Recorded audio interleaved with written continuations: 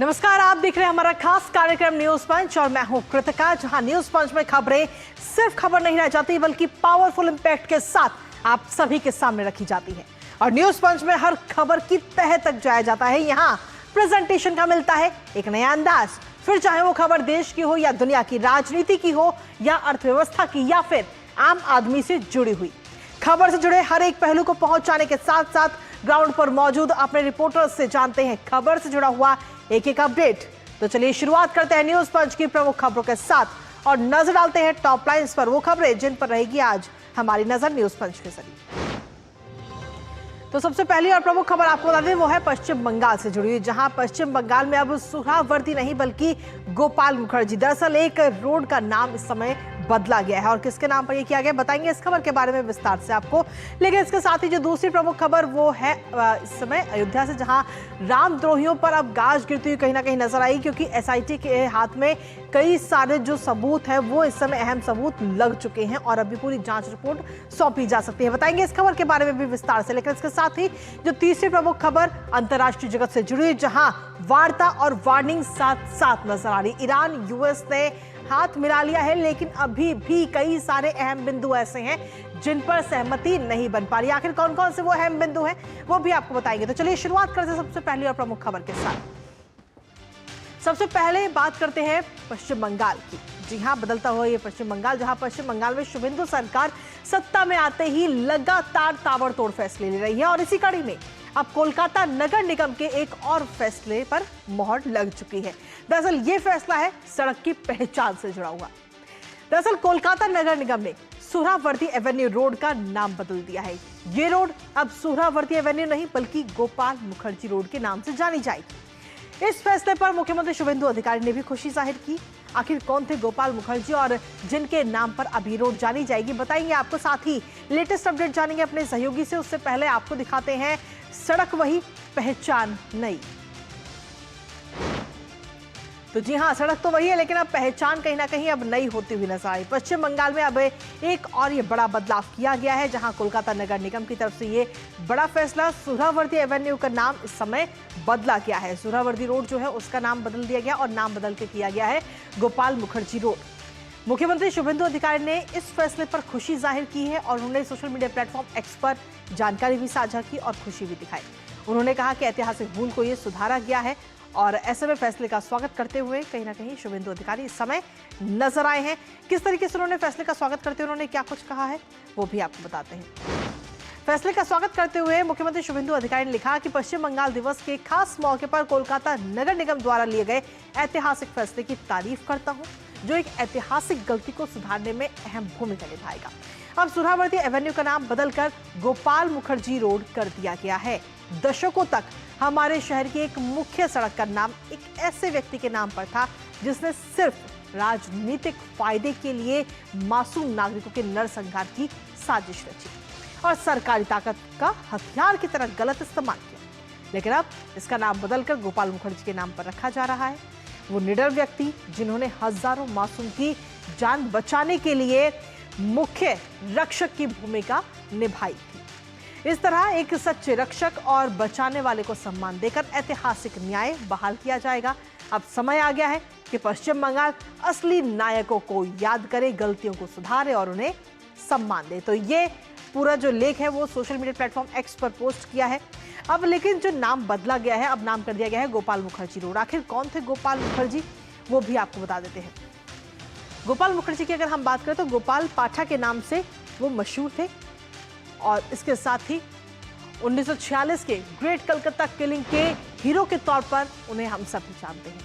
और साथ ही great Calcutta killing के हीरो और सांप्रदायिक दंगों के दौरान उन्होंने अहम भूमिका निभाई। हिंदुओं की रक्षा की उन्होंने, हिंदुओं की रक्षा के लिए पूरा सशस्त्र दल जो है वो उन्होंने बनाया और दंगों में हजारों हिंदू परिवारों की उन्होंने जान बचाई। और अब उन्हें ये ऐतिहासिक सम्मान अब दिया जा रहा है, जो सम्मान पहले उन्हें मिलना चाहिए था। देर आए दुरुस्त आए वाली बात कि अब उन्हें ये सम्मान दिया जा रहा है। लेकिन इसके साथ ही अमित मालवीय की तरफ से भी सोशल मीडिया प्लेटफॉर्म एक्स पर एक पोस्ट किया गया इस पूरी खबर को लेकर, जहां उन्होंने कहा कि गलती सुधारने की दिशा में बड़ा कदम है। उन्होंने लिखा है कि पश्चिम बंगाल दिवस के मौके पर कोलकाता नगर निगम ने एक ऐतिहासिक गलती को सुधारने की दिशा में अहम कदम उठाया। केएमसी ने सोहरावर्दी एवेन्यू का नाम बदलकर गोपाल मुखर्जी रोड कर दिया है। ये कदम गोपाल मुखर्जी को सम्मान देता है, जो डायरेक्ट एक्शन डे के दौरान हुई हिंसा में कोलकाता और वहां के हिंदू निवासियों के निडर रक्षक बनकर उभरे थे। ये सिर्फ नाम बदलने से कहीं ज्यादा है। ये इतिहास को सही नजरिए से देखने का एक काम है, जो भारी संकट के समय साहस, बलिदान और नागरिक समाज की रक्षा करने वालों को सम्मान देता है। पश्चिम बंगाल को अपने असली नायकों को याद करना चाहिए और उनका सम्मान करना चाहिए। तो अमित मालवीय की तरफ से सोशल मीडिया प्लेटफॉर्म एक्स पर यह पोस्ट किया गया। उन्होंने कहा कि एक गलती थी जिसे अब सुधारा गया है। कोलकाता नगर निगम ने इसको सुधारा है और अब एक ऐसे व्यक्ति को पहचान दी जिसने अहम भूमिका निभाई हिंदुओं की जान बचाने के दौरान। तो और इसके साथ ही एक तरह से हम देखें तो डबल इंजन डबल विकास भी साफ तौर पर नजर आया। खुद प्रधानमंत्री नरेंद्र मोदी ने हाल ही में एक पत्र लिखा और जिसमें प्रधानमंत्री ने सीधे तौर पर शुभेंदु अधिकारी को यह पत्र लिखकर सरकार के कार्यों को, जो सरकार के द्वारा कार्य किए जा रहे हैं, उनकी सराहना करते हुए नजर आए हैं। इसके साथ ही सुशासन और विकास की राह पर बंगाल है, ये बात उन्होंने कही। साथ ही उन्होंने कहा कि जो आयुष्मान भारत योजना जो बंद थी उसे चालू किया गया और उस योजना से करोड़ों परिवारों को लाभ मिल रहा है। सीमा बाढ़ बांधी और साथ ही सुरक्षा संबंधी निर्णय को भी तारीफ करते हुए कहीं ना कहीं प्रधानमंत्री नरेंद्र मोदी नजर आए। तो कुल मिलाकर जो कदम इस समय शुभेंदु सरकार की तरफ से उठाए जा रहे हैं, उन तमाम कदमों की, उन तमाम फैसलों की तारीफ करते हुए प्रधानमंत्री नजर आए। इसके साथ उन्होंने कहा कि महिलाओं के लिए मुफ्त बस यात्रा बेहतरीन फैसला है। अन्नपूर्णा योजना को लेकर उन्होंने कहा कि मां आहार योजना का विस्तार और इसकी प्रशंसा केंद्र करते हुए नजर आए।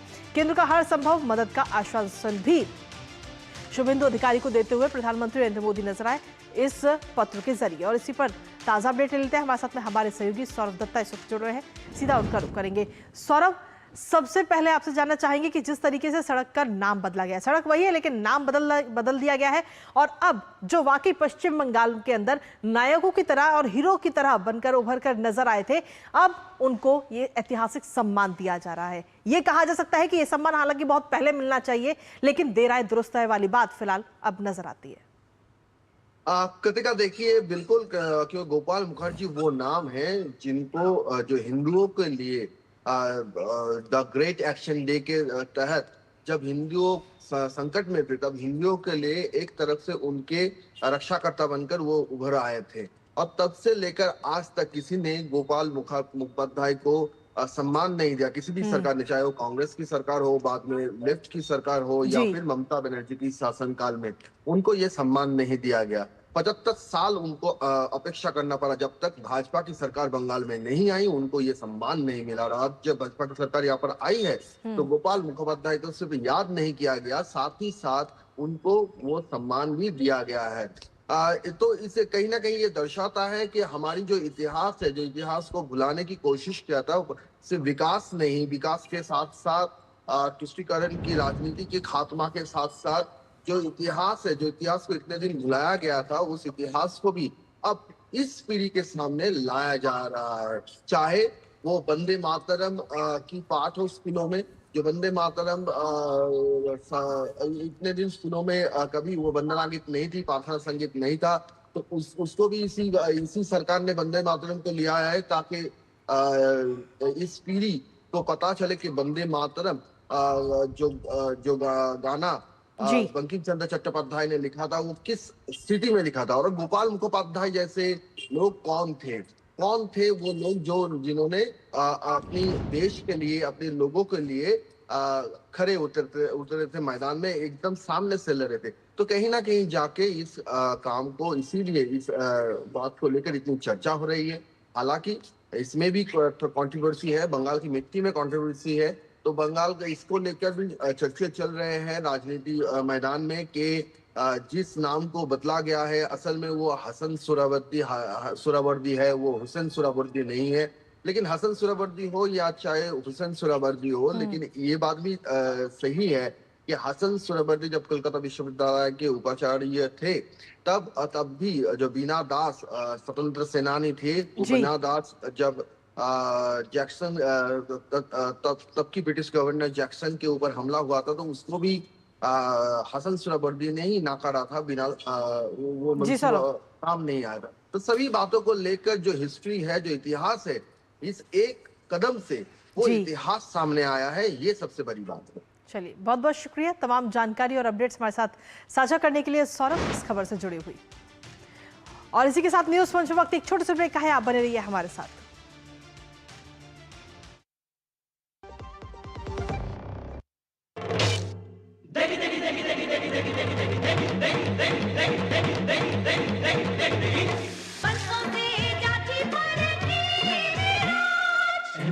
की देगी मिर्च, देगी मिर्च का तड़का, अंग अंग फड़का। MDH की देगी मिर्च।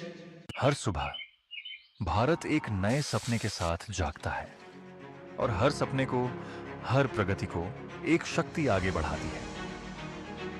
पिछले 12 वर्षों में बढ़ते कोयला उत्पादन और मजबूत सप्लाई के साथ देश की ऊर्जा सुरक्षा को नई मजबूती मिली। विकास को जिम्मेदारी और भविष्य से जोड़ते हुए पर्यावरण और विविधीकरण को भी नई दिशा मिली, क्योंकि प्रगति सिर्फ संरचनाओं में नहीं, लोगों के जीवन में भी नजर आनी चाहिए। और इसी सोच के साथ आत्मनिर्भर भारत के संकल्प को मिली नई ऊर्जा। यही है कोल इंडिया, 12 साल विश्वास के, विकास के, जन कल्याण के।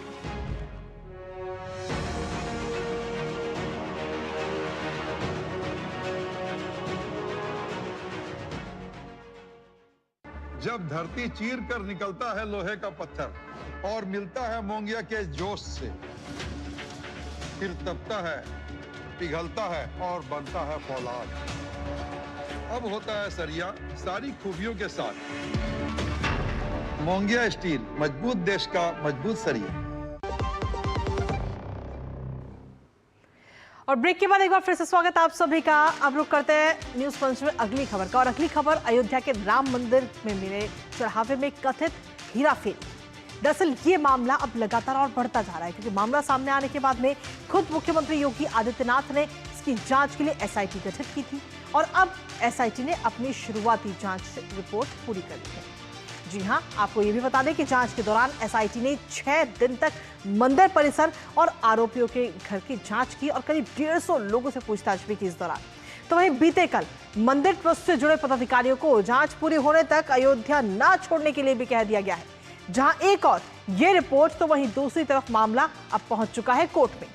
जानेंगे अपडेट्स अपने सहयोगी से, उससे पहले आपको दिखाते हैं चढ़ावा मामले में कानूनी मोड़। तो जी हां, अयोध्या राम मंदिर में चढ़ावा मामले में अब कानूनी मोड़ आता हुआ नजर आया, और जहां कोर्ट इस समय ये पूरा मामला पहुंच चुका है। इलाहाबाद हाईकोर्ट की लखनऊ पीठ में अहम सुनवाई होगी, और इसके साथ ही पीआईएल में सीबीआई से जांच कराने की मांग इस पूरे मामले को लेकर की गई है कि चढ़ावे का ऑडिट जो है वो करे। इसका स्वतंत्र जांच एजेंसी से जांच कराने का ये अनुरोध इस समय किया गया है। चढ़ावे का ऑडिट जो है वो कैग करे, और इसके साथ ही पूर्ण निष्पक्ष पड़ताल की जाए, उसकी मांग इस समय की गई है। अदालत के रुख पर अब इस समय सभी की निगाहें टिकी हुई, क्योंकि आज ये पूरे मामले पर सुनवाई होती हुई नजर आएगी। तो ऐसे में अदालत की तरफ से क्या कुछ फैसला आता है वो देखना होगा, क्योंकि इससे पहले अगर हम देखें तो इस पूरे मामले पर एसआईटी की जांच पहले ही एसआईटी की जो टीम है वो गठित की जा चुकी है। 13 तारीख को एसआईटी की टीम गठित हुई थी, और चढ़ावा विवाद पर एसआईटी अब अपनी रिपोर्ट बहुत जल्द सामने लाने वाली है, जहां 6 दिन की पड़ताल अब पूरी हो चुकी है। अब आज कहीं ना कहीं ये रिपोर्ट सौंपी जा सकती है, और प्रारंभिक रिपोर्ट है ये। और ये जो शुरुआती रिपोर्ट है, इस शुरुआती रिपोर्ट में 25 बड़े नामों के होने की बात इस समय की जा रही है, और साथ ही बताया जा रहा है कि 150 पन्नों की इस रिपोर्ट में कई सारे अहम सुराग भी हैं, दस्तावेज भी हैं, और बैंक रिकॉर्ड्स भी हैं।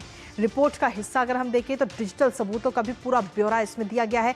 दान राशि की गणना में क्या कुछ खामियां आई हैं वो इसमें बताया गया है।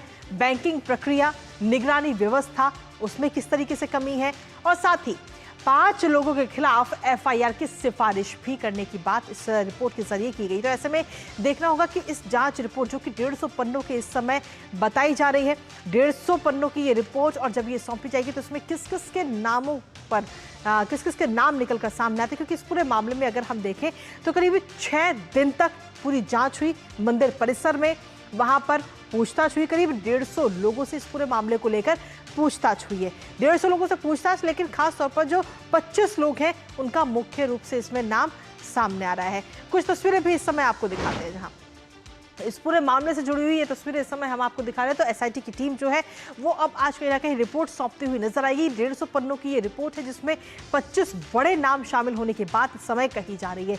6 दिन की ये जांच हुई, लेकिन वहीं दूसरी तरफ ये पूरा मामला कोर्ट भी पहुंच चुका है। सीधा रुख करते हैं, इस वक्त हमारे साथ हमारे सहयोगी विकास जुड़ गए हैं।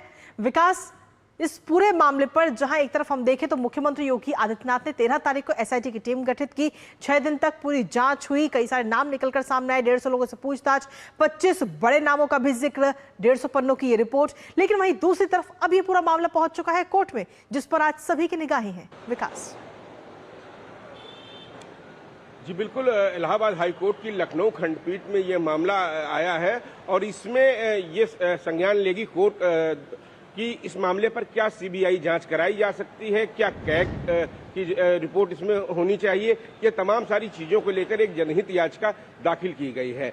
लेकिन सबसे बड़ी बात है कि एसआईटी 6 दिनों की जांच करने के बाद वापस राजधानी पहुंच चुकी है और आज माना जा रहा है कि शासन में अपनी रिपोर्ट सौंप सकती है। और इस रिपोर्ट में उसने तकरीबन 100 से ज्यादा लोगों से जो पूछताछ की है, तमाम सारे दस्तावेज जो इकट्ठा किए हैं, जो रिपोर्ट तैयार की है, वो सबमिट कर सकती है अपनी प्राथमिक रिपोर्ट और इसके आधार पर आगे की कार्रवाई हो सकती है। कुछ एफआईआर भी हो सकती है, क्योंकि सबसे बड़ी बात है कि जो चंदा और दान मामले में जिस तरीके से जो जांच की गई, जो पूछताछ की गई, कुछ लोग उसमें संदिग्ध पाए गए। मामले में ट्रस्ट से जुड़े लोगों से भी बातचीत की गई, दान से जुड़े लोगों से बातचीत की गई, चंदा कलेक्शन वालों से बात की गई, बैंक कर्मियों से बात की गई, जो तमाम सारे लोग उसकी देखरेख करते हैं। इस पूरी प्रक्रिया को अच्छी तरीके से देखा और पूरी जांच का ब्यौरा बनाया है एसआईटी ने।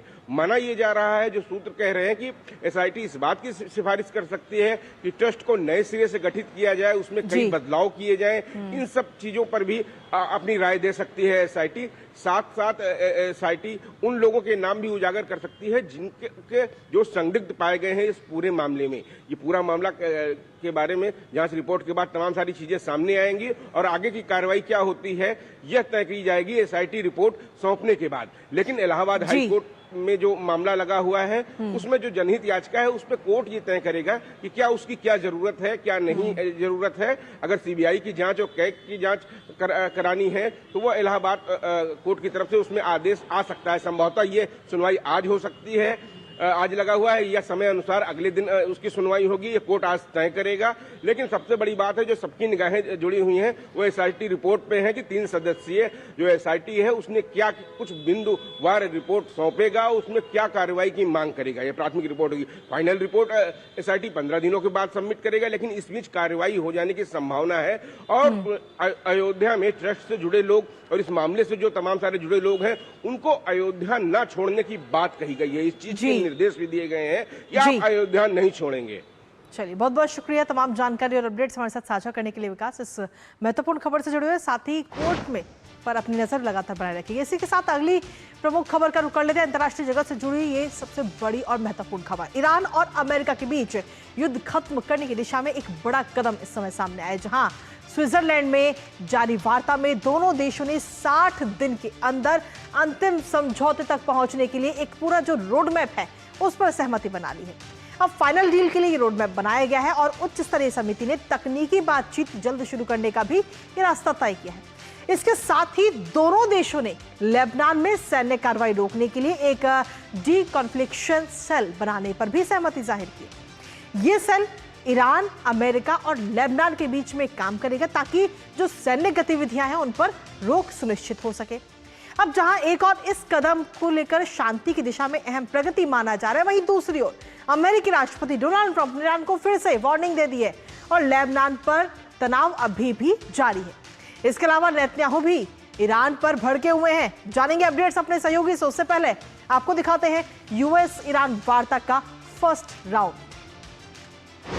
तो जी हां, फर्स्ट राउंड ये पूरा हो चुका है और ये कहीं ना कहीं काफी प्रगति वाला इस समय बताया जा रहा है और अच्छी खबर के तौर पर भी इसे देखा जा रहा है। स्विट्जरलैंड में दोनों पक्षों के बीच ये बातचीत हुई है और इस बातचीत में दोनों पक्षों ने हॉर्मुज, लेबनान और एमओयू जैसे विषयों पर ये चर्चा की है। दोनों पक्षों के बीच में परमाणु मुद्दों पर भी जो बात है वो अब खत्म होने पर मध्यस्थ देशों का भी बयान इस समय आ चुका है। इसके साथ ही आपको बता दें कि दोनों पक्ष अंतिम समझौते के लिए पूरा रोड मैप जो है वो उस पर राजी हो गए हैं। 60 दिनों के भीतर समझौते के लिए पूरा रोड मैप बनेगा, ये बात कही जा रही है। तकनीकी स्तर पर की जो बातचीत है वो पूरे हफ्ते जारी रहेगी। तनावपूर्ण रही वार्ता की शुरुआत, और कि अगर हम देखें जो वार्ता रही उसकी शुरुआत काफ़ी तनावपूर्ण रही, और वहीं हॉर्मुज बंद करने और साथ ही ट्रंप की जो वार्निंग थी वो इस तनाव का कारण बनती हुई नजर आई। हालांकि उसके बावजूद भी दोनों पक्षों ने बात की, लेबनान में संघर्ष खत्म करने को भी राजी हो चुके हैं। लेकिन इसके साथ ही ईरान के जो विदेश मंत्री हैं उनकी तरफ से एक बड़ा दावा किया गया है। अब्बास अरागची की तरफ से ये दावा किया गया है और उन्होंने साफ तौर पर कहा कि तेल और पेट्रोकेमिकल निर्यात को छूट पर सहमति उन्होंने जाहिर की, और साथ ही उन्होंने कहा है कि कुछ फ्रीज विदेशी संपत्तियां जारी करने पर जो बात है, जो सहमति है वो हुई है।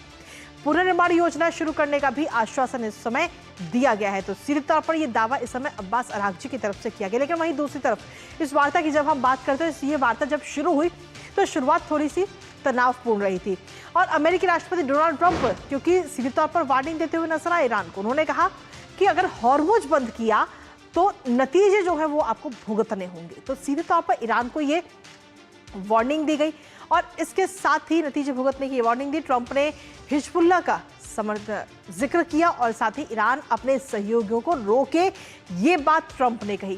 उन्होंने कहा कि अगर ऐसा नहीं हुआ तो अमेरिका फिर से हमला करेगा, और पहले से भी ज्यादा बड़ा और कड़ा हमला करेंगे। लेबनान में जो अशांति है वो बंद होनी चाहिए। तो अमेरिकी राष्ट्रपति डोनाल्ड ट्रंप की तरफ से ये वार्निंग दी गई, जिसके बाद में जो वार्ता शुरू हुई तो वो थोड़ी सी तनावपूर्ण रही, लेकिन उसके बावजूद भी ये वार्ता हुई, और अंत में अगर हम देखें तो पॉजिटिव खबर निकलकर सामने आई कि सहमति अब बन चुकी है, और 60 दिनों के अंदर पूरा जो रोड मैप है उस पर यह सहमति बनी है। हमारे साथ हमारे सहयोगी अखिलेश सुमन इस वक्त जुड़ गए हैं, सीधा उनका रुख करेंगे ताजा अपडेट के लिए। अखिलेश, इस वार्ता की अगर हम बात करें तो ये वार्ता शुरुआत में तो काफी तनावपूर्ण रही, लेकिन अंत में अगर हम देखें तो एक पॉजिटिव खबर निकल के आई है, जिससे ये कह सकते हैं कि अंत भला तो सब भला।